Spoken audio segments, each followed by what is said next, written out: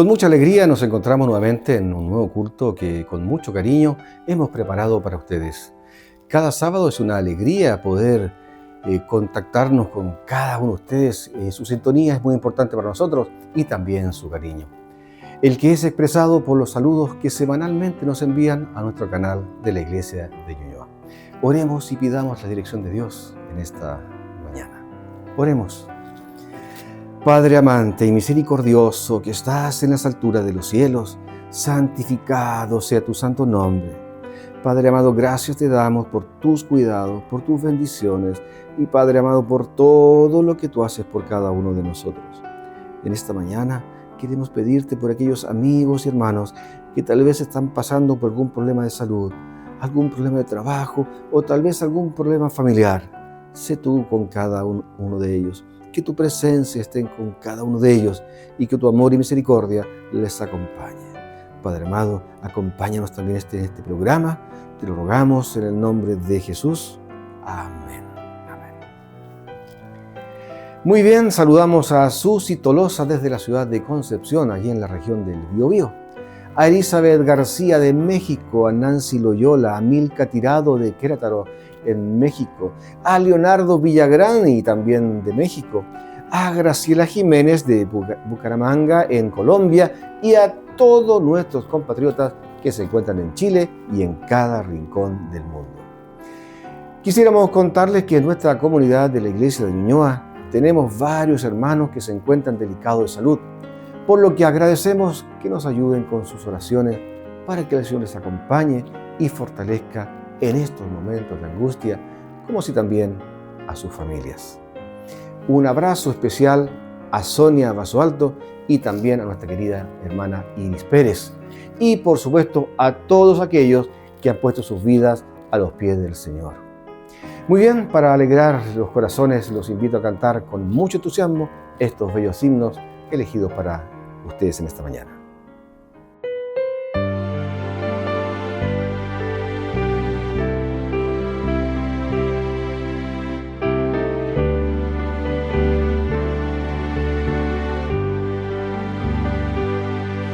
En el seno de mi alma una dulce quietud se difunde embargando mi ser.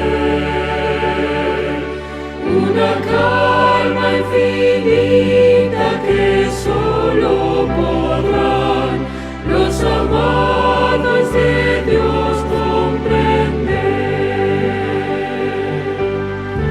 Paz, paz, cuán dulce paz, la que da nuestro Padre eterno. Le ruego que inunde por siempre mi ser, sus ondas de amor celestial.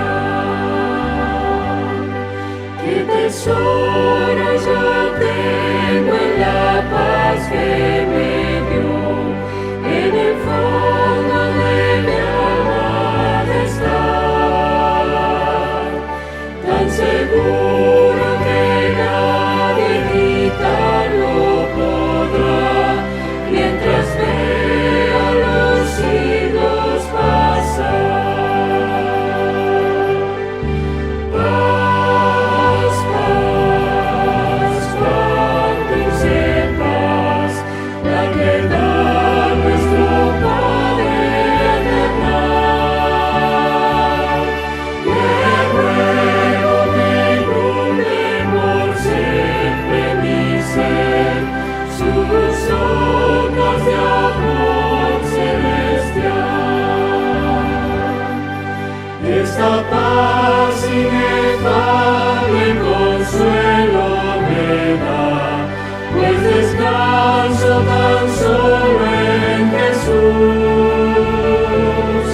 Y en peligro mi alma ya nunca estará, porque estoy inundado en su luz. Paz, paz, cuán dulce paz, la que da nuestro Padre eterno. Le ruego que inunde por siempre mi ser, sus ondas de amor celestial. Alma triste que en rudo conflicto debes, sola y débil tu senda seguir. Haz de Cristo tu amigo que fiel siempre es, y su paz tú podrás recibir. Paz, paz, cuán dulce paz, la que da nuestro Padre eterno. Le ruego que inunde por siempre mi ser, sus ondas de amor celestial.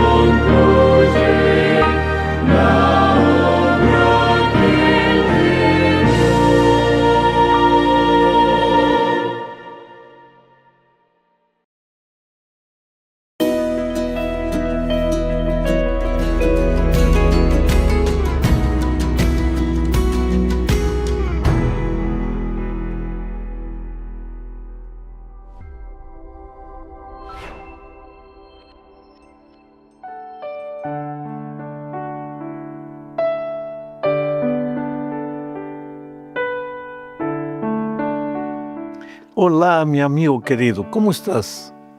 Recuerda que la fe no significa necesariamente que Dios cambiará la situación en la que te encuentras. Lo que significa es que el Señor te cambiará a ti para que seas capaz de salir de la situación difícil en la que estás. Con esto en mente vamos a la lección número 12 para el 20 de junio del año 2026. El título de esta lección es Compártelo. ¿Sabes cuál es la diferencia entre un arroyo y un pozo? Un arroyo es agua en movimiento. El agua fluye, avanza, se renueva constantemente. Está conectado a una fuente que puede ser la lluvia, la montaña, un río mayor, y tiene la misión, el arroyo tiene la misión de compartir, de impartir vida por donde va. El agua del arroyo es siempre fresca, viva, dinámica. Bendice todo a su paso, riega de vida y refresca. Por otro lado, un pozo es agua estancada, no fluye por sí misma, hay que sacarla. Puede tener agua buena al principio, pero como no fluye, con el tiempo se malogra. Bueno, lo que quiero decirte con esto es que hay cristianos pozo y hay cristianos arroyo. El pozo guarda el agua, conoce la verdad, pero la retiene. Su fe está encerrada en sí mismo. El arroyo no. El arroyo deja correr el agua, deja correr el evangelio que le llegó a la vida. El arroyo comparte naturalmente lo que recibe. Su vida es un canal, no es un depósito. ¿Sabes, mi amigo? La fe no sirve para almacenarse, sino para fluir. El agua que no fluye se estanca. Así es también la fe que no se comparte. Pierde frescura, pierde gozo, se vuelve rutinaria. Por eso es necesario testificar. Compartir tu fe no solo te bendice a ti, sino que bendice también a las otras personas. Esta semana estudiaremos sobre la importancia de compartir la fe. Vamos entonces a la primera parte bajo el subtítulo de Por testimonio. Lo primero que necesitamos entender es que Dios no nos dio la misión de predicar el Evangelio porque Él no pueda predicarlo. Dios es Dios, queridos. Si Dios quisiera, el Evangelio está predicado en un minuto al mundo entero, a todas las naciones, tribus, pueblos. En el Antiguo Testamento encontramos la historia de Balaam. Dios tenía un mensaje para Balaam. Miró para un lado, para el otro. No había evangelista, no había predicador, no había un cristiano para transmitir el mensaje. Solo lo que Dios encontró fue una mula. Le dio el bosquejo, la mula predicó. Y la sierva de Dios dice que los ángeles quisieran predicar el Evangelio. Y el propio Señor Jesucristo dijo que si estos callaran, hasta las piedras hablarán. Quiere decir, Dios podría predicar el Evangelio solo. Podría predicar el Evangelio con los ángeles. Podría predicar el Evangelio con las piedras, con los animales. ¿Para qué necesita de nosotros? Pues ahí está el asunto. No es que Dios necesite de nosotros para predicar el Evangelio. Nosotros necesitamos predicar el Evangelio para crecer en nuestra experiencia espiritual. Porque el cristiano que solo recibe y guarda, es como el agua del pozo, se estanca y se malogra. Pero el cristiano que hace correr el Evangelio, ese es el cristiano que está viviendo siempre una vida exuberante. Por eso, antes de ir de regreso al Padre, Jesús dejó una misión clara.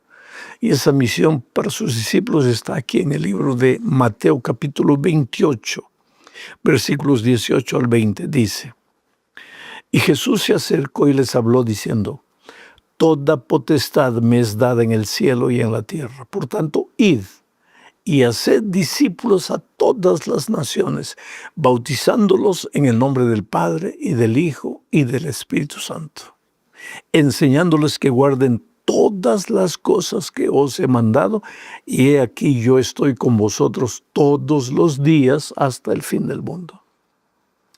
En este texto, mi amigo querido, podemos ver que Jesús nos llamó a ir, a ser discípulos, a enseñar y a alcanzar a todos los seres humanos. Quiere decir, la misión de la iglesia no es solo reunir personas en un templo. La misión de la iglesia es formar discípulos que a su vez formen otros discípulos. Pero, ¿qué es hacer un discípulo? Te voy a explicar. Un discípulo es la persona que sigue al maestro para aprender del maestro, para un día ser semejante al maestro. Ese es un discípulo. Si nosotros somos discípulos de Cristo, debemos seguir a Jesucristo para aprender de Jesucristo y para un día ser semejantes en nuestro carácter a Jesucristo. El problema es que muchas veces cuando se habla de testificar o de hacer un otro discípulo, algunas personas, algunos cristianos se asustan. Piensan que predicar es solo ir a una plaza llena de gente o es solo dar un estudio bíblico complejo que ellos mismos no entienden. Entonces dicen, no, esto no es para mí, esto es muy difícil para mí, yo no puedo. Sin embargo, querido, el testimonio verdadero es mucho más simple y profundo. ¿Sabes lo que es testificar? Contar a otras personas lo que Cristo ha hecho en tu propia vida. Testificar es compartir cómo Jesús te levantó, cómo te sostuvo, cómo te transformó, quién eras tú antes de conocer a Jesús. Eso es testificar, es hablar de Jesús desde la propia experiencia, no solo desde la teoría. Mira, Pedro y Juan no eran hombres refinados ni académicos, pero quienes los escuchaban a Pedro y Juan entendían algo. Ellos habían estado con Jesús y eso se notaba en la vida de los apóstoles.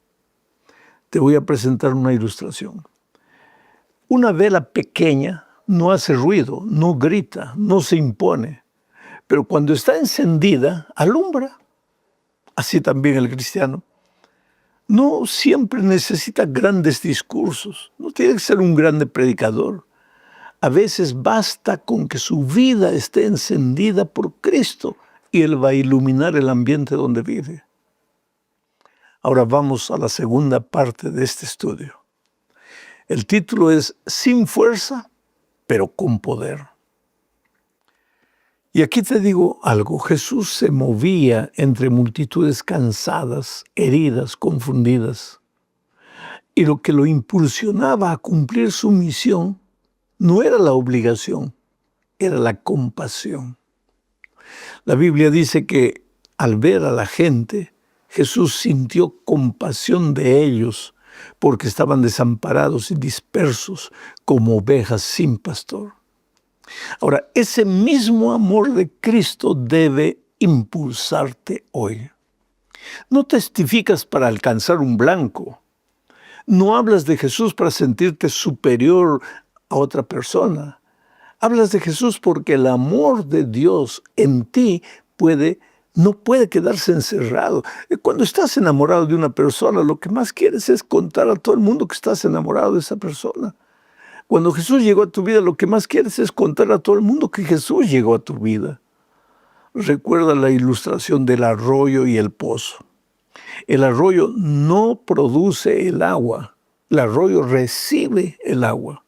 Esto es clave teológicamente. El arroyo no dice, yo genero agua, solo permite que el agua pase. Bueno, en la testificación, tú no eres la fuente, eres el canal. Eso te libera de la presión. No tienes que convencer a las personas de tu fe. Solo deja fluir a Cristo en ti. Pero ten presente que el arroyo llega a donde el pozo nunca llegará. El pozo está en un solo lugar. El arroyo recorre caminos y alcanza lugares lejanos. El creyente que comparte su fe impacta a más personas, llega a corazones inesperados y extiende el reino sin proponérselo constantemente. Así que no fuerces a las personas, simplemente anímalas. Acércate a ellas y háblales de Jesús. Jesús invitaba, Él no obligaba. Jesús llamaba, no presionaba. Jesús sanaba, consolaba, servía y luego decía, sígueme. Bueno, el verdadero testimonio no violenta. El verdadero testimonio atrae. Observa esta ilustración que te voy a presentar. Una flor. Una flor no persigue a las abejas, simplemente florece. Y al florecer, las ovejas son atraídas a la flor. Bueno, cuando Cristo florece en la vida de una persona, otros comienzan a percibir el perfume que viene del Señor. Con esto en mente, vamos a la tercera parte de este estudio, bajo el subtítulo de Consejos para compartir a Jesús. Mira, compartir a Jesús no siempre empieza con un sermón, ni con un estudio bíblico.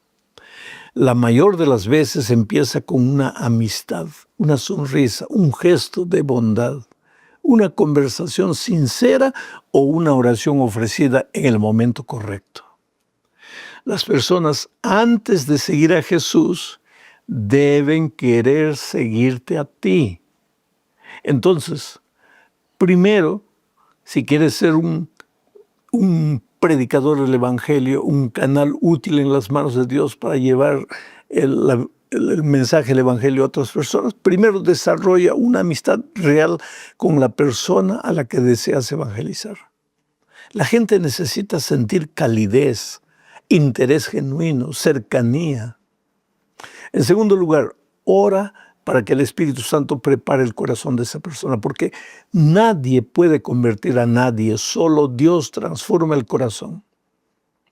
Tercero, busca oportunidades naturales para hablar de tu fe, sin artificialidad, en el campo de deportes, en el trabajo, donde estés. Busca un ambiente para poder testificar con naturalidad. Testificar no es una acción forzada, sino una acción genuina, auténtica. Cuarto consejo, conecta a esa persona. Cuando ya se ha despertado el interés, conéctala con la iglesia.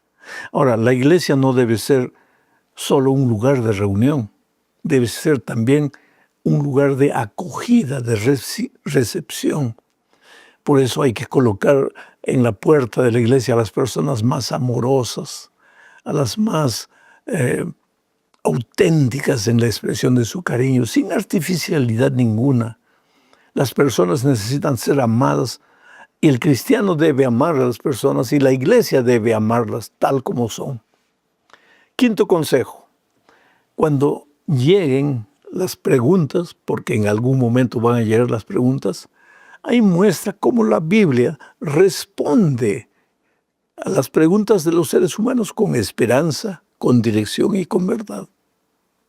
Y sexto, no te precipites, pero tampoco te retrases. Habrá un momento para invitar a dar el paso siguiente, que es el bautismo. Mira, sembrar una semilla no significa que va a producir fruto en 5 minutos.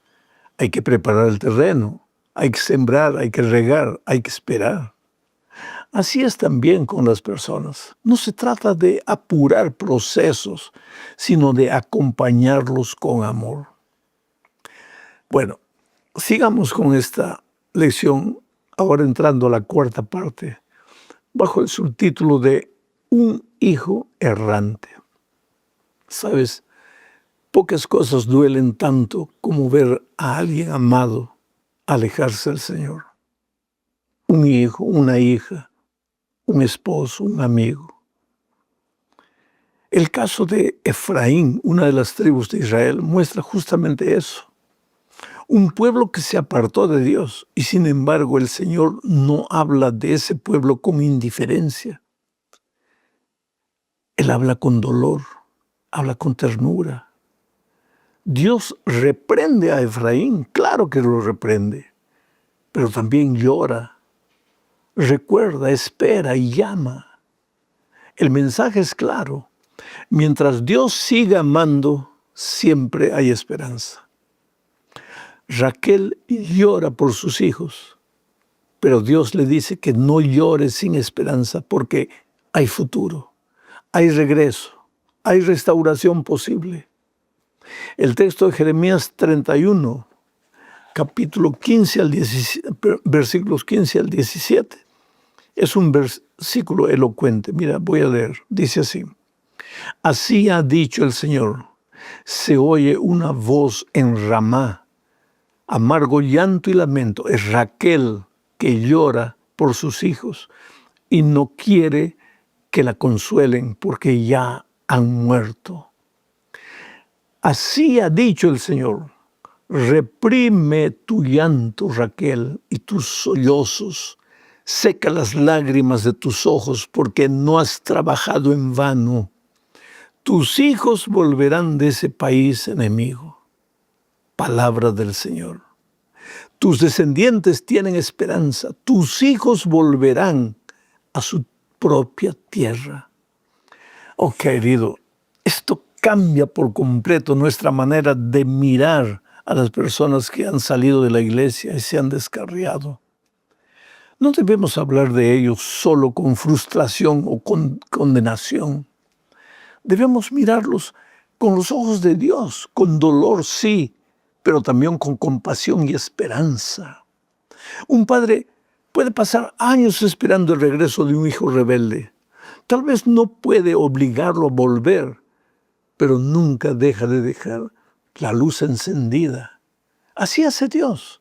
La puerta sigue abierta, la luz sigue prendida, la gracia sigue esperando. Y ahora, cuando tú piensas que todo está perdido, yo tengo 3 versículos en la Biblia que me animan. El primero: instruye al niño en el camino que debe andar. La semilla está en el corazón, un día va a aparecer.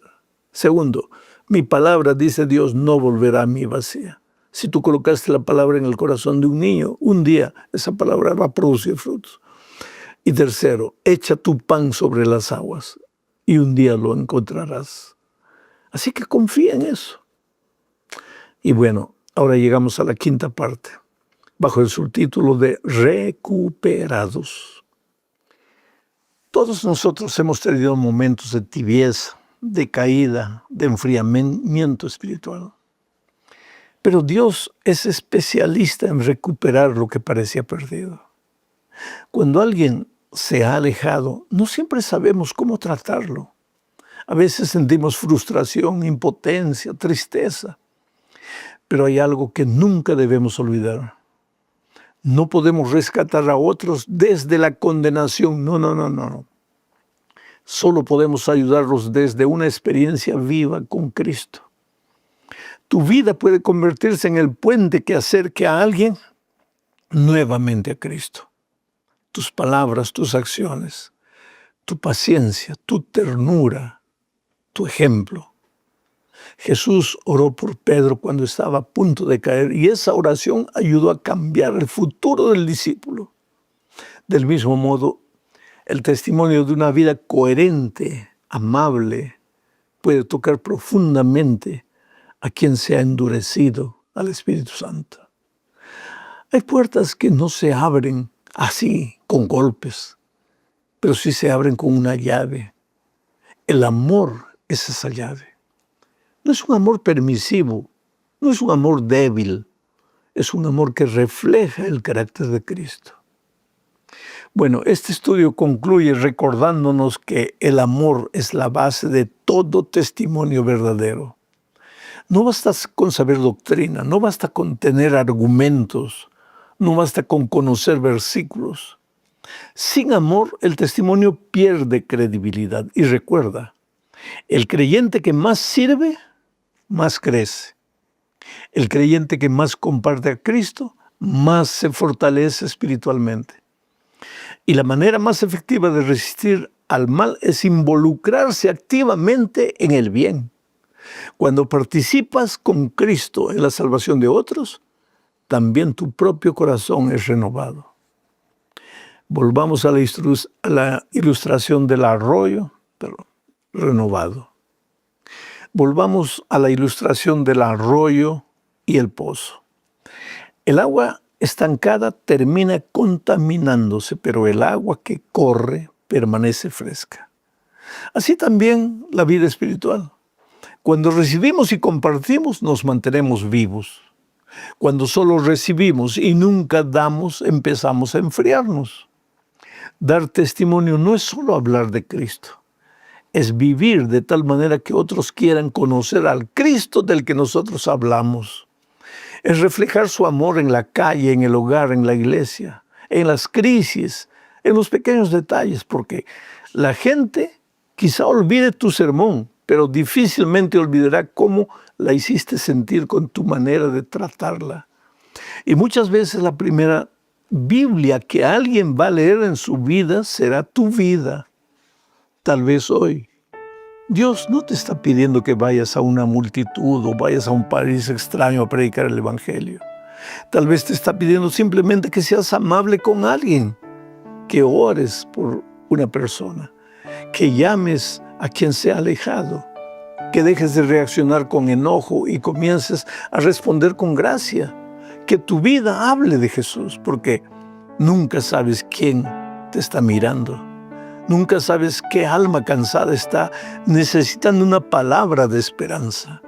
Nunca sabes si sin darte cuenta estás a punto de cerrar una puerta o de abrir el camino hacia Cristo. Hoy el Señor te invita a decir: oh Señor, haz de mí una vida de testimonio. Que mi manera de hablar, de vivir, de tratar a los demás muestre que he estado contigo. Y si hay alguien por quien has llorado, alguien que se ha alejado, alguien por quien has perdido la esperanza, recuerda esto: Dios no se ha olvidado de esa persona. La sigue amando, la sigue llamando y quizá quiera usar justamente tu vida para tocar el corazón de esa persona. Que el Señor haga de ti no solo un creyente que asiste a la iglesia, sino un discípulo que refleja su carácter, que ama y que comparte su fe. Dios te bendiga, mi amado. Excelente semana para ti. Chao, un abrazo.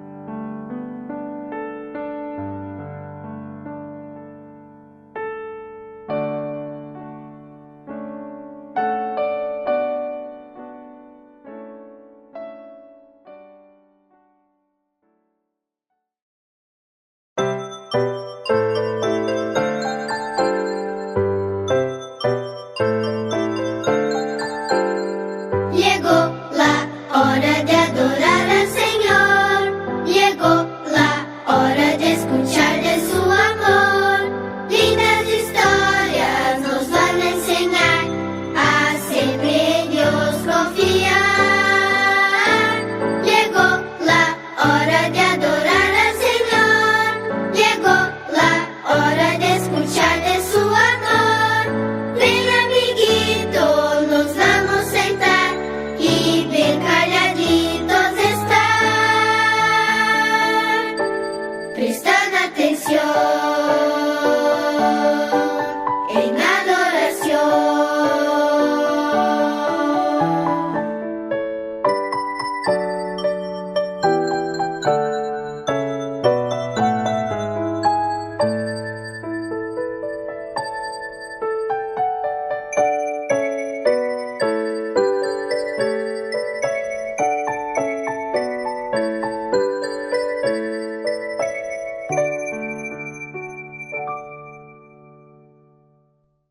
¡Feliz sábado, niños!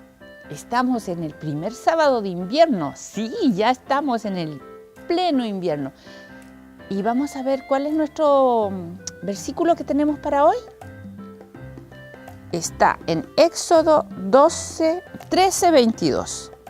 Él nunca quitó delante del pueblo la columna de nube de día ni de noche, la columna de fuego. ¿Qué venimos escuchando todos los sábados? Venimos escuchando la historia de cómo se formó el pueblo de Israel. Y ahora la historia está relacionada con el viaje que tuvo el pueblo de Israel. Fue un viaje que iba ¿desde dónde? Desde Egipto, ¿hacia dónde? Hacia Canaán, hacia esa tierra prometida que Dios había entregado ¿a quién? Al padre Abraham. Pero el viaje era largo. ¿Quién le gusta viajar? Sí, a todos nos gusta viajar, pero viajes largos no, ¿no es cierto? Es muy aburrido, principalmente los niños, que cuando estamos viajando, si es un viaje de aquí a 500 kilómetros, en los primeros 50 kilómetros ya están preguntando, ¿cuándo llegamos? ¿Cuándo llegamos? ¿No es cierto? Pero este viaje era distinto porque había que caminar. Bueno, Dios los cuidaba y los cuidaba en este viaje de dos maneras. En el día, en el desierto, ¿qué hay? Mucho sol. Y cuando hace mucho sol en el desierto, ¿qué pasa? Mucho calor, quema, es molestoso. ¿Y saben cómo Dios los protegía? Una nube tan grande que cubría el sol y les daba la sombra para que ellos pudieran seguir caminando. ¿Y en la noche? ¿Qué pasaba en la noche? ¿Quiénes han estado en el desierto? ¿Qué pasa en el desierto cuando se va el sol y corre un vientito, una brisa? Hace, pero demasiado frío, mucho frío.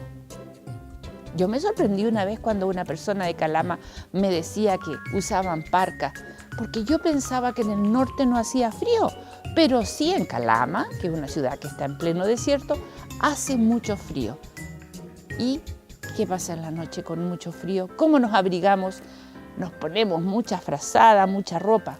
Pero Jesús, o Dios, ¿cómo los cuidaba el pueblo de Israel? Esta nube grande que los protegía en el día como sombra, en la noche irradiaba calor. Era como la estufa prendida. Qué maravilloso cómo es Dios, cómo nos cuida, ¿no es cierto? En este invierno que también estamos empezando, que ya comienza el frío, que va a ser un tiempo muy frío de aquí hasta octubre, noviembre, vamos a acordarnos, ¿no es cierto?, de cómo Dios protegía a su pueblo, con esta nube que les irradiaba calor. Niños, así quiere Dios que nosotros lo conozcamos, que Él está siempre atentos, siempre cuidándonos en cualquier momento. Ahora no vemos las nubes de noche con calor, ni tampoco vemos la nube en el día protegiéndonos. Pero sí sabemos que Dios nos está cuidando y nos está protegiendo cada momento. ¿Qué tal si le damos las gracias y agradecemos porque Él está siempre a nuestro lado? Oremos. Querido Jesús, gracias porque tú nos cuidas. Gracias porque estás atento a nuestras necesidades. Gracias porque eres nuestro Dios. Te pedimos que no dudemos de ti y que estemos siempre confiados en tu protección. Te lo pedimos en el nombre de Jesús. Amén. Que tengan un lindo sábado. Chao, hasta el próximo sábado.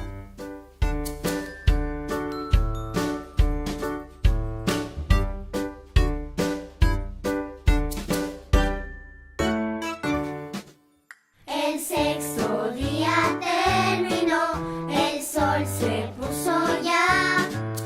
Con mi familia canto a Jesús, mi amigo fiel.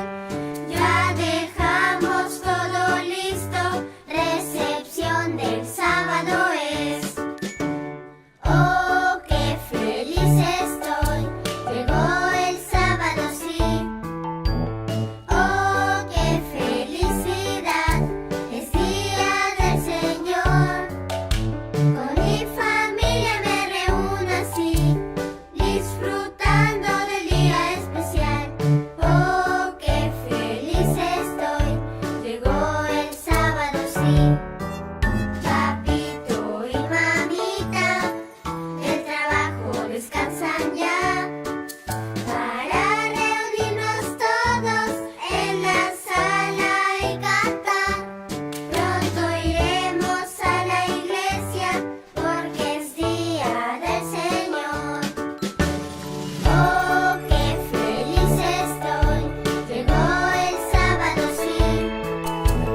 Oh, qué felicidad, es día del Señor.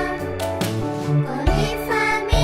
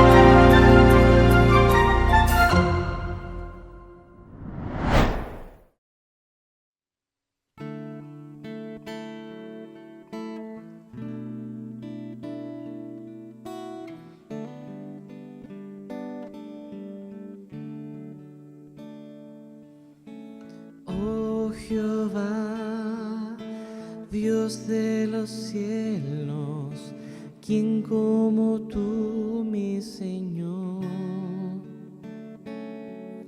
Tu misericordia inunda mi vida y tu amor es fiel. Veo tus bendiciones rodeándome y me abraza tu protección. Vengo ante ti con mi ofrenda, traigo ante ti mi corazón. Vengo ante ti con un pacto de amor, lo entrego todo a tu favor.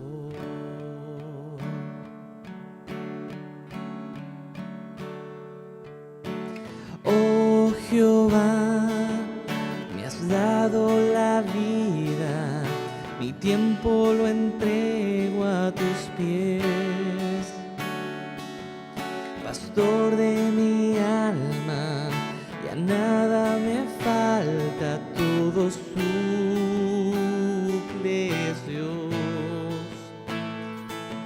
Plata y oro no pido, solo tu amor, Dios, mi perla de gran valor. Vengo ante ti con mi ofrenda, traigo ante ti mi corazón. Vengo ante ti con un pacto de amor, lo entrego todo a tu favor. Vengo ante ti con mi ofrenda, traigo ante ti mi corazón. Vengo ante ti con un pacto de amor, lo entrego todo a tu favor.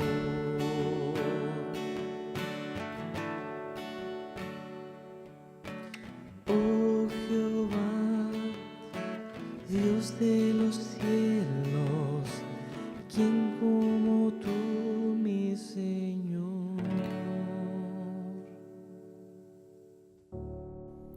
Luego de esta hermosa melodía pasaremos a escuchar el pan de vida esta mañana. Que el Señor nos bendiga y que vivamos un verdadero refrigerio espiritual.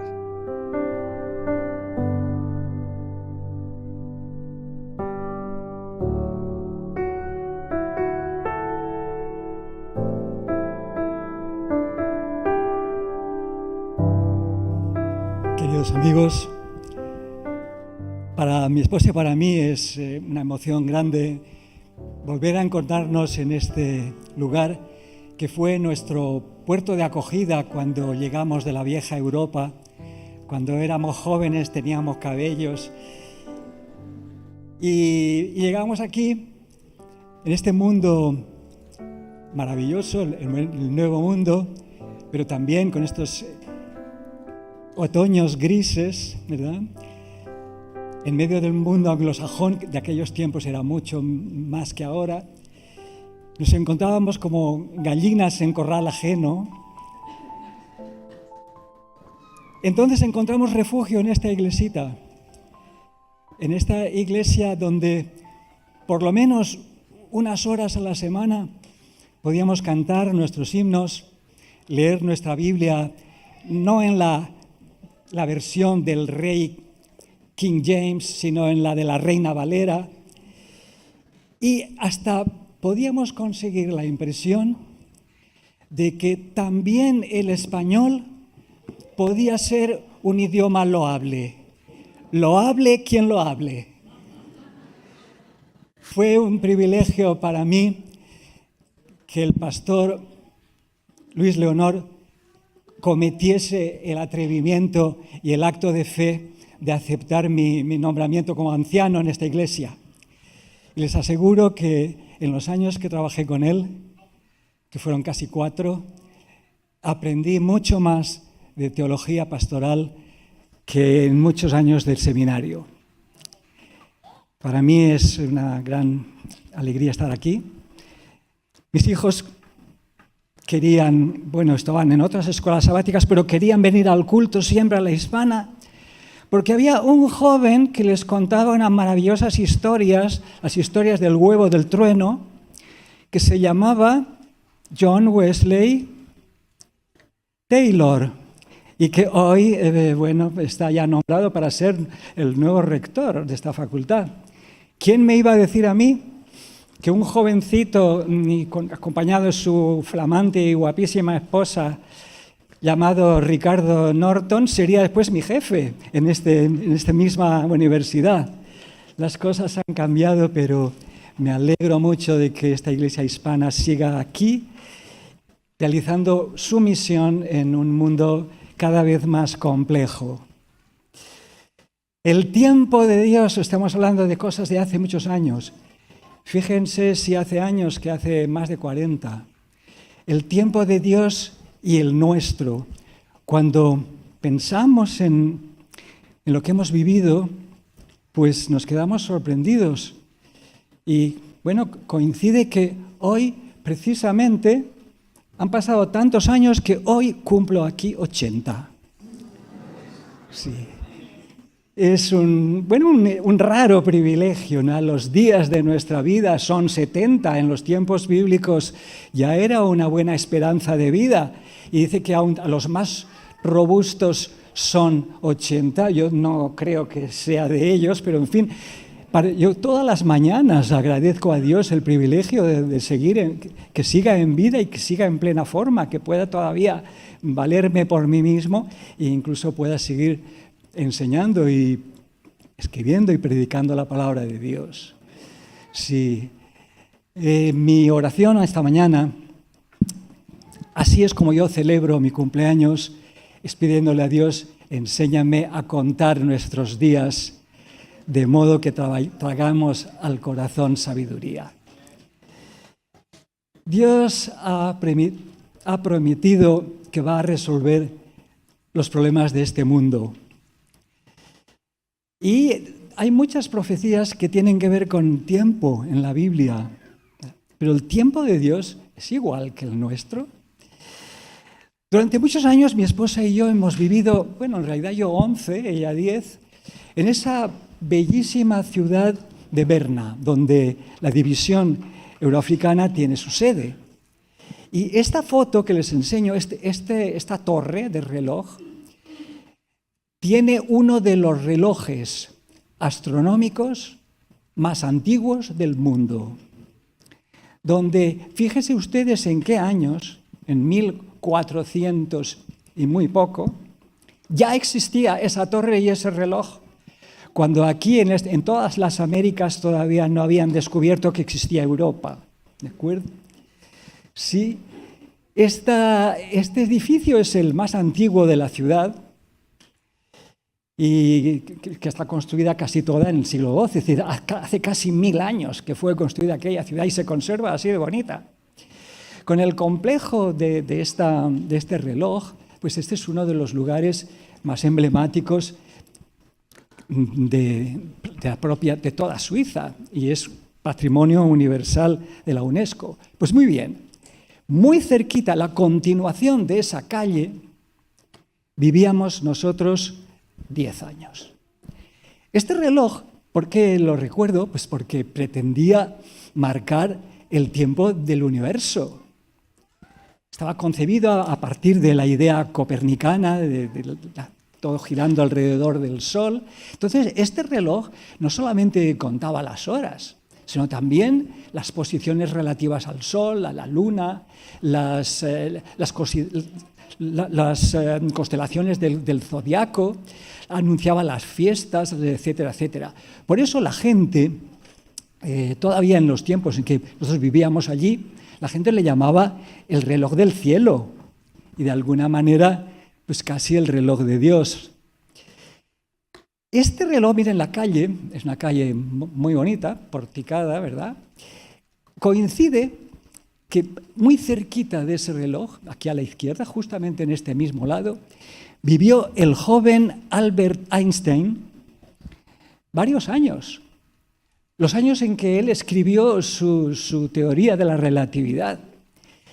Y los historiadores cuentan que ese reloj tuvo bastante que ver con las teorías científicas que Einstein propuso allí, y naturalmente en aquel tiempo nadie le hizo caso. La idea de los biógrafos nos dicen que eso, el tener que pasar por debajo de ese reloj y oír sus campanadas y sus días constantemente, le ayudó a reflexionar sobre la noción del tiempo. Y él se preguntaba, el joven Einstein, ¿el tiempo para Dios, que está fuera del sistema solar y de todo ello, es el mismo que para nosotros? Y ahí empezó a reflexionar sobre esas cuestiones.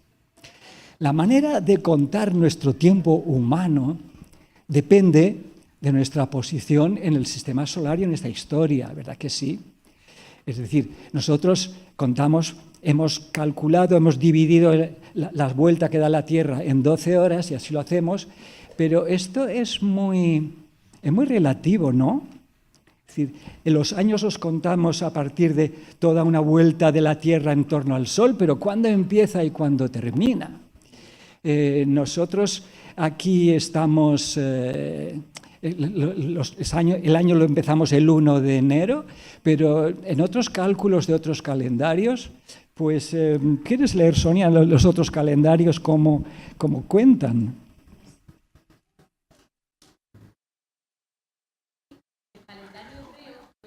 2023 equivale al año hebreo 5782, que empezó ya el 25 de septiembre del 2022. ¿Cuándo empieza el tiempo? ¿Cuándo acabe los años nuestros? Sigue. En el calendario islámico estamos en el año 1444 y empezó el 30 de julio del 2022. Y en el calendario chino, el año 2023, que es el año del conejo, empezó el 22 de enero del 2023. Comprendan, esta relatividad del tiempo nuestro, del tiempo humano, con respecto a Dios, no se la inventó Einstein, es una idea bíblica. Nosotros no contamos la misma manera. 1000 años para el Señor son como un día, ¿verdad? Así nos dice el Señor, y un día como 1000 años. Sin embargo, en su infinita misericordia, Dios puede hacer converger sus tiempos con los nuestros, ¿verdad? Por eso la Biblia te dirá, llegado el cumplimiento del tiempo, Dios envió a su Hijo. Dios tiene en cuenta nuestros tiempos y varias de las profecías tienen que ver con fechas contadas en días y años solares. Por ejemplo, la de las 70 semanas. Nosotros los adventistas somos muy especialistas en este tipo de cálculos. Como profesor de griego me perdonarán una deformación profesional, pero en mi lectura, aquí tengo otro profesor de Nuevo Testamento, el relevo está ya muy bien garantizado. Adelante, Félix. El Nuevo Testamento tiene 2 palabras diferentes para hablar del tiempo. Una, la palabra cronos, que es la misma palabra que nosotros usamos con cronología, con cronómetro, etcétera, que es el tiempo que se puede medir con relojes. El tiempo se medía también con relojes desde toda la antigüedad, relojes de arena, relojes de agua, clepsidras, relojes de sol. Pero también el Nuevo Testamento tiene la palabra kairos, que es el momento oportuno, es decir, el momento propicio, el tiempo favorable. Es un tiempo contado de manera cualitativa. Bien, a veces los tiempos de Dios irrumpen con los nuestros, ¿verdad? Y aquí pues tenemos una de las numerosas representaciones de la profecía de los 2300 días. Bien, calcular los tiempos, usar esa profecía, yo me maravillo cuando Guillermo Miller, que era... tengo una simpatía especial por Guillermo Miller, porque mi familia, él era bautista, y mis abuelos también, o sea, mi familia venía también de esa tradición. Qué difícil es cuando uno se inclina un poquito y contempla los calendarios que habían en los tiempos bíblicos, eso de calcular 2300 días, como él calculó mal para el fin del mundo, pero en fin, sus cálculos me dejan asombrado, porque han visto ustedes cuándo empieza el año. En los tiempos bíblicos también no empezaban los años nunca, en todas partes en la misma fecha. ¿Y los días? ¿Cuándo empieza el día? ¿Cuándo empieza el sábado? Bueno, para nosotros aquí, pero para mis sobrinos que están en Australia ya están en domingo. O sea, comprendan, por eso de que el día y la hora nadie lo sabe, no es solamente una profecía bíblica, es una realidad constatable, porque el día ¿para quién? ¿Y la hora en qué punto del mundo? ¿De acuerdo? Entonces, esta profecía, también calculada por nuestro hermano de nuestra prehistoria, ¿verdad? Guillermo Miller, llegó a esta fecha increíble primero se equivocó por un año, después lanzó a otro, del 22 de octubre de 1844, de donde ha surgido nuestra iglesia. Guillermo Miller había entendido que la purificación del santuario se refería a la tierra. O sea, nuestros tiempos y los de Dios puede que no siempre coincidan y nuestras interpretaciones corren el riesgo de no siempre acertar. Los adventistas que permanecieron fieles a la fecha fijada por Miller, como nosotros, pues tuvieron que reinterpretar la profecía y refiriéndola a otras realidades, que ya sabéis todos muy bien, en particular la purificación del santuario celestial y el principio del llamado juicio investigador, punto de partida del fin del tiempo del fin, ¿verdad? Es interesante, me ha interesado que en el librito de la escuela sabática que hemos empezado hoy, en este trimestre, también es interesante que hasta para los no creyentes, y yo vengo, queridos amigos, de un mundo completamente secularizado como es Europa, donde no podemos dar los estudios bíblicos con la Biblia, primero tenemos que convencer de que Dios existe y que la Biblia tiene algún valor, o sea, venimos de una situación muy diferente a la de ustedes, ¿verdad? Aún para los no creyentes es irrefutable que en torno a esta fecha ocurrieron muchas cosas, en torno a 1844, y además muchas de ellas ocurrieron en Europa, algunas aquí. En ese mismo año, Darwin escribió los primeros textos que después publicaría más tarde sobre la teoría de la evolución. En esa misma fecha hay un manifiesto de Carlos Marx que después sería publicado un tiempo después junto con Engels, sobre la explicación de la historia a partir de los conflictos entre las clases, ¿verdad? Aquí apunto una idea que no ha sido recogida en la escuela sabática, pero para mí sí es muy importante, y es que en ese mismo año, Samuel Morse pudo poner en marcha una comunicación en la que no contara ni el tiempo ni el espacio, por telégrafo, lo cual es fantástico porque si en el mundo el enemigo conseguía apartar la idea de Dios, Dios no es necesario para explicar la creación, según Darwin. Dios no es necesario para explicar la historia, ¿verdad? Qué interesante que Dios ilumine a alguien venido de estas tierras para que la comunicación pueda ser instantánea y además a larga distancia. Bien, me gusta mucho cómo reaccionó Guillermo Miller ante el chasco, el gran chasco. Cuando el tiempo de los hombres, o sea, el tiempo de Guillermo Miller, no correspondía exactamente con el tiempo de Dios o no correspondía de la misma manera en que él lo había pensado. Miren, su reacción me gusta mucho. Le he puesto en inglés para ser fiel a su memoria, pero aquí la tengo traducida. He fijado mi mente en otro tiempo y aquí quiero mantenerme hasta que Dios me dé más luz.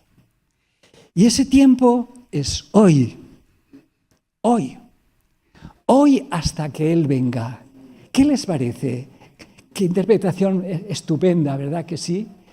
Jesús le dio la razón a Miller porque él desmintió la idea de fijar fechas para su venida. Lo dice muy claro en su palabra. En cuanto al día y la hora, nadie lo sabe, ni siquiera los ángeles del cielo, ni el Hijo, sino el Padre. Y lo decía literalmente cierto. El día y la hora, ¿para quién? ¿Para mis sobrinos de Australia o para mis amigos de Berrien Springs? La hora, ¿entienden? Sin embargo, queridos amigos, a lo largo de la historia no han cesado de surgir profetas pretendiendo saber más que Jesús sobre los tiempos de Dios, que han propuesto numerosas fechas. Y por desgracia, algunos de ellos salieron de entre nosotros. Me encanta, hoy estamos hablando de la difusión del conflicto de los siglos, hay algunas frases de Elena White que me han impactado mucho. Yo quiero compartir con ustedes una lectura que va a hacer Sonia. Elena White nos dejó clarísimo por qué era malo fijar fechas para la segunda venida de Cristo. Léelo, ¿sí? Los repetidos esfuerzos hechos con el objeto de encontrar nuevas fechas para el principio y el fin de los periodos proféticos y los argumentos para sostener este modo de ver no solo alejan de la verdad presente, sino que desacreditan todos los esfuerzos para explicar las profecías.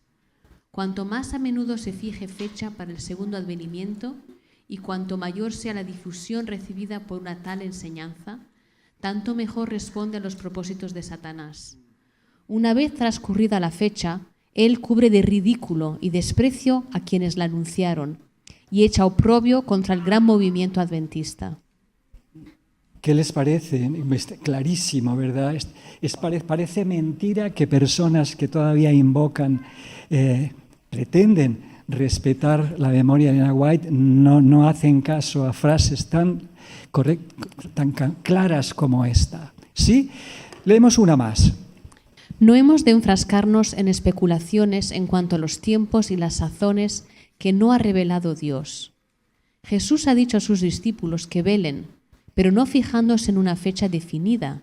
Han de velar, esperar, orar y trabajar a medida que se acercan al tiempo de la venida del Señor. Pero nadie podrá predecir precisamente cuándo será ese tiempo, pues no sabéis ni el día ni la hora.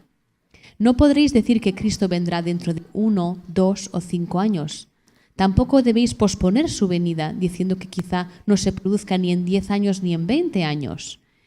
El deber del pueblo de Dios es tener sus lámparas despabiladas y ardiendo. Esto me ha ayudado mucho a comprender que el día más importante, la fecha más importante de tu vida y de la mía es hoy. El tiempo de Dios es hoy. Si hoy oís su voz, no endurezcáis vuestros corazones. Antes, exhortaos los unos a los otros cada día, entre tanto que dura este hoy. Hoy se habla mucho de generaciones, de esta generación no pasará hasta que las cosas sucedan.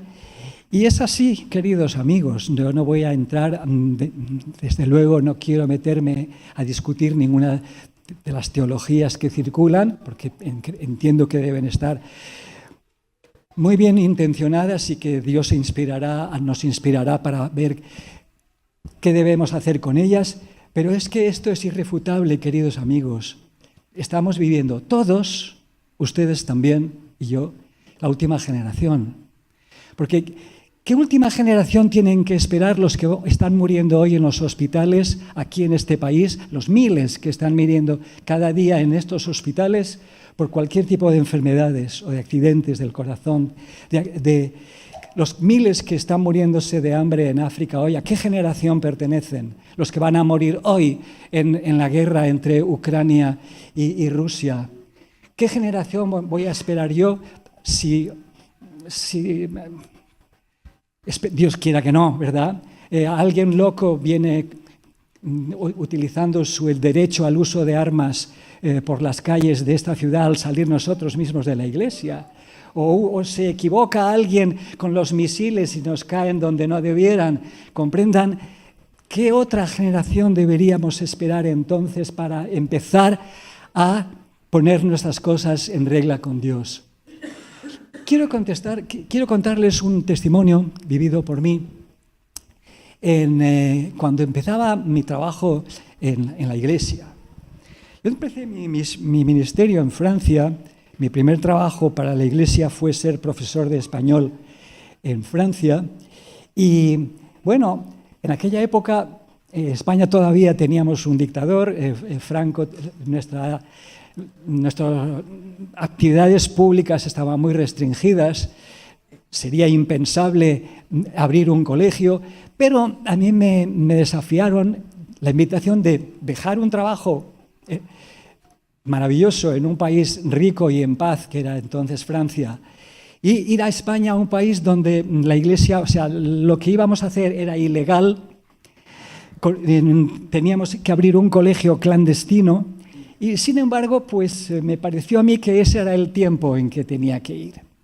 Y recuerdo que vivíamos muy cerquita, cuando se abrió el Colegio Segundo, cerca de una pequeña ciudad en la que, en los tiempos en que esas cosas no se discutían, la hermana de mi abuelo había empezado una obra de evangelización y había abierto una iglesia. La hermana de mi abuelo, María Badenas, trabajó con los primeros misioneros adventistas en España, que eran dos jovencitos de 23 y 25 años, Walter y Francis Bond, que aterrizaron viniendo de California a una España en la que casi no sabían ni la lengua. Y mi tía trabajó con uno de ellos allí. Había pasado el tiempo y esa iglesita era tan pequeña que la iban a cerrar. Entonces, el pastor Ferreira y yo, pastor que falleció hace poco a la hermosísima edad de, creo que a los 103 años, pero en fin. Bien, ellos decidimos, él y yo, ocuparnos de una iglesia pues, que era muy pequeña, en la que no llegaba a 20 miembros. La mayoría de ellos estaban ya jubilados.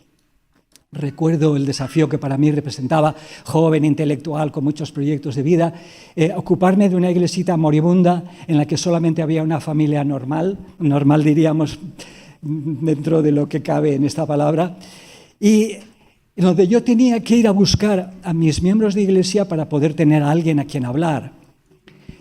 Los iba a recoger con mi cochecito, aquellos de 4 latas, ¿verdad? Y la una era ciega, el otro le faltaba una pierna, todos estaban sordos. Y cuando yo los llevaba a la iglesia, este hermanito que tenía una sola pierna me decía: pastor, si entre todos nosotros no hacemos ni uno bueno. Y allí me tenías a mí predicando y digo: Señor, no es que me preocupe de qué voy a hablar, es que no me oyen, no es que no me... Era un desafío tremendo para mí, este intelectual que venía del mundo sofisticado de Francia, donde había hecho yo mis estudios superiores. Y un día me veo entrar a la iglesia, aquella iglesia minúscula, una dama, joven, bien vestida, con sus bonitas joyas, como era normal en aquella España de la época, y con un aspecto muy inteligente, y se sentó justo al final del banco. Yo digo, Señor, tienes que darme un mensaje para esta mujer que no va a volver más. Yo no sé qué mensaje me dio el Señor, pero la mujer me dijo que estaba encantada y que ella volvía. Dice, mire, yo soy médico, en realidad soy el jefe del departamento de geriatría de aquí del hospital. Y tengo muchos problemas y a veces pues me hace bien. He oído cantarse, ya veo que no es una iglesia católica, pero si a usted no le importa, yo me siento allí detrás cuando vengo a descansar algún momento. Yo le dije que era muy bienvenida, naturalmente. Inmediatamente los 4 o 3 hermanitos que quedaban con mayor celo que ciencia, ¿verdad? Sobre todo la esposa de un capitán de Franco, la señora viuda jubilada de este militar, que venía a imponerle pues, el conflicto de los siglos, la preparación para la crisis final, a meterse con sus pendientes, ¿verdad? Quizá casi arrancárselos de las orejas. Y la pobre mujer me decía un día, yo quería estudiar la Biblia con ella, pero no había manera. Un día me dice ella, algunos de sus miembros de iglesia son pacientes míos, porque yo soy el departamento de geriatría. Y cuando yo les digo, mire, a su edad usted no deberían fumar, no debería beber, no debería tomar ciertos embutidos, y me dicen, no lo hacemos. Y me dicen que lo dice la Biblia, pero eso es mentira, la Biblia no habla de dietética ni de nada de eso. Aquí tengo yo la oportunidad de entrar a hablar con esta mujer. Le digo, pues bueno, la Biblia sí que da indicaciones. Ah, sí, dígame dónde. Bueno, dígame dónde. Digo, si usted quiere, vamos a estudiar la Biblia juntos, yo se lo explico. No, escuche, yo he hecho un doctorado, yo puedo hacer investigación yo sola. Dígame dónde está en la Biblia, yo lo buscaré. Sobre todo esto de las carnes. A mí no me había enseñado nadie a empezar mis estudios bíblicos por Levítico 11.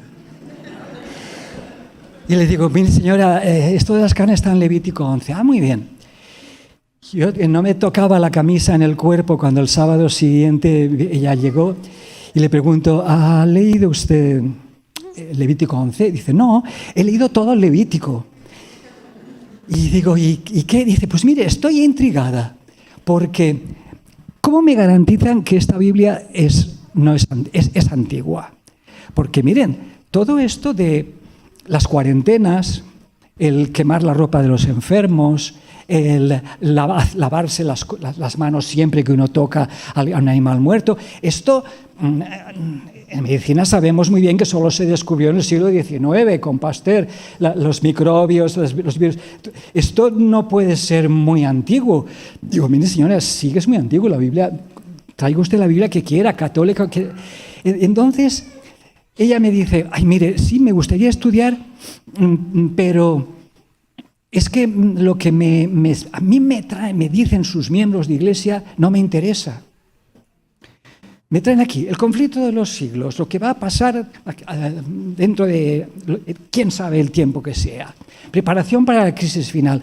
¿Le parece a usted mayor crisis final la que yo tengo como doctora en geriatría, donde cada día se están muriendo mis pacientes? ¿Qué más tengo que esperar? Si usted no tiene una religión que me sea útil hoy, pierde el tiempo, no me interesa. Sí, una española con la lengua bien suelta, ¿verdad? Como muy directa, ¿verdad? Si usted no tiene una religión que sea útil para mí hoy, no me interesa. Eso me sacudió para mí. Digo, bueno, pues tengo que pedirle a Dios que me ayude a darle algo útil hoy. Entonces me senté con ella y hablamos. Mi marido también es médico y él tiene una enfermedad gravísima en la que puede morir en cualquier instante. Cuando uno vive bajo la amenaza de la muerte inminente, comprenda lo que pueda pasar en los 2300 días, lo que ocurra en el milenio, lo que ocurra las leyes dominicales, comprenda eso, no me interesa para nada. Mi día es hoy. Si usted tiene algo para hoy, lo escucho. Y el Señor me abrió los ojos.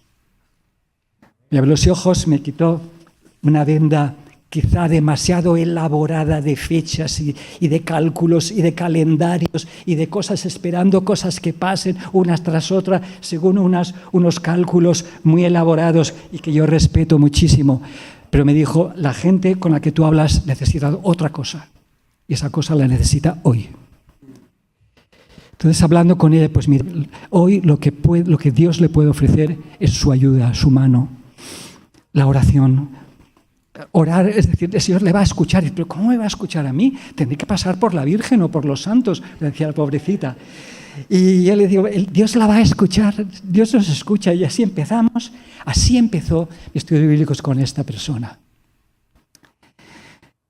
Puedo decirles, para hacer la historia corta, que yo había preparado muchas personas al bautismo, pero era muy joven, pastor, y actualmente en el sistema que ustedes deben conocer también muy bien, el pastor titular es el que los bautizaba a todos. Yo preparaba horas y horas y horas, pero todos los trofeos se llevaba el pastor, como es costumbre. Y esa vez, cuando yo informo a la Unión Española que la doctora Isabel quería bautizarse, me dijeron, mira Roberto, bautízala tú. Y esa fue, queridos amigos, la primera persona que en mi ministerio que yo bauticé con mis propios brazos. Y eso me abrió los ojos completamente. No diré a tirar mis libretas de estudios bíblicos a la basura, pero casi. Es decir, a revisar una religión que respondiera a las necesidades urgentes de mis miembros, no a mis calendarios o a mis agendas muy bien establecidas, maravillosamente preparadas y las que no tengo nada que discutir, pero que a mí, para algunas personas, no me servían. El tiempo de Dios, incluso su supuesto retraso, queridos amigos, es una manifestación más de su amor y de su gracia.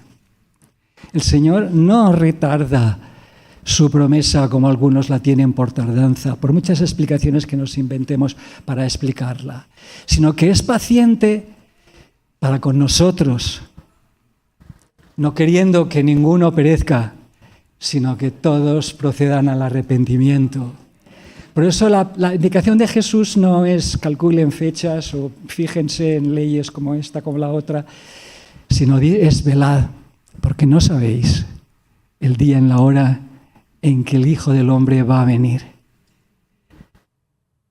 Otra experiencia en ese sentido la viví aquí, en esta iglesia. Era anciano y era el anciano de turno, porque el pastor Leonor se había ido, estaba de vacaciones en Puerto Rico. Y aquí estaban llegando familias adventistas, muchas de ellas de pastores, en lo que llamaban los marielitos, les llamábamos, eran, no sé si ustedes conocerán esta historia en Cuba, ¿verdad? Algunas personas que el gobierno cubano las embarcaba y las mandaba a estas tierras. Y recuerdo el gran trabajo que yo tuve que hacer como anciano, pues para traducir a estas personas delante de las autoridades, para conseguirles sus papeles, incluso aquí en la courthouse, en los tribunales se tenía que jurar para defender algunos casos. Fue un trabajo muy interesante. Recuerdo un niño que tenía 13 años que me dijo, pastor, yo quiero bautizarme ya. Y yo le digo, mira, Ajax, nosotros tenemos preparado una ceremonia de bautismo, pero la vamos a hacer en la primavera, cuando sea más agradable y que tenemos todo un grupo. No, pastor, yo le he prometido a Dios que si salía a salvo de Cuba, después de varios intentos que hice con mi papá frustrados, si salía, el día que saliera sano y salvo de Cuba, yo me quiero bautizar. Digo, bueno, pues lo presenté a los ancianos. Era ya cerca de Navidad, hacía mucho frío, esta tierra, ustedes la conocen mejor que yo, o la conocen bien. Y recuerdo que el amor, la ilusión, el deseo que tenía este jovencito, él solo, de bautizarse y dar testimonio. Para mí será uno de los recuerdos más emocionantes, a la vez más trágicos de mi ministerio. Cuando en torno a Navidad su papá iba a predicar a otra zona, en medio de una nevada espantosa como las puede haber en Michigan, y su coche fue aplastado por una de estas máquinas que limpian la nieve, y Ajax murió en el acto. Para mí, hoy era hoy, y jamás se me ha ocurrido postergar la entrega a Cristo de nadie en este mundo tan frágil en el que todos vivimos, la última generación. Que Dios les bendiga y hoy les dé el abrazo, el apoyo, el consuelo que necesitan cada uno en sus dificultades y en sus problemas y en su vida. Que Dios les bendiga. Amén. Oremos juntos. Señor, te damos muchas gracias porque tú, en tu infinita misericordia, nos acoges en tus brazos cada día. Tú conoces cada uno de nosotros, nuestros problemas personales, las situaciones familiares, las tensiones, nuestros proyectos de vida, y los queremos poner en tus manos. Queremos que cada día, hoy, podamos estar felices y radiantes de poderte recibir en gloria o en el descanso, como tú decidas. Te pido una bendición por cada hogar aquí representado, por todas las personas que nosotros amamos, nuestros seres queridos, para que hoy reines en su corazón y pongas en ellos tu paz. Hasta el día en que muy pronto, espero que, me gustaría que fuera hoy, nos reúnas a toda tu familia en la tierra para llevarla a tu reino. En el nombre de Jesús. Amén. Y bien, hemos llegado al final del culto de hoy, pero siga con nosotros y conéctese con el culto en vivo, en directo, desde nuestro templo acá en Santiago de Chile. Les dejamos un gran abrazo, que tengan una linda tarde y también de sábado, y a partir de mañana una bendecida nueva semana. Jehová te bendiga y te guarde. Jehová haga resplandecer su rostro sobre ti y tenga de ti misericordia. Jehová alce sobre ti su rostro y ponga en ti paz.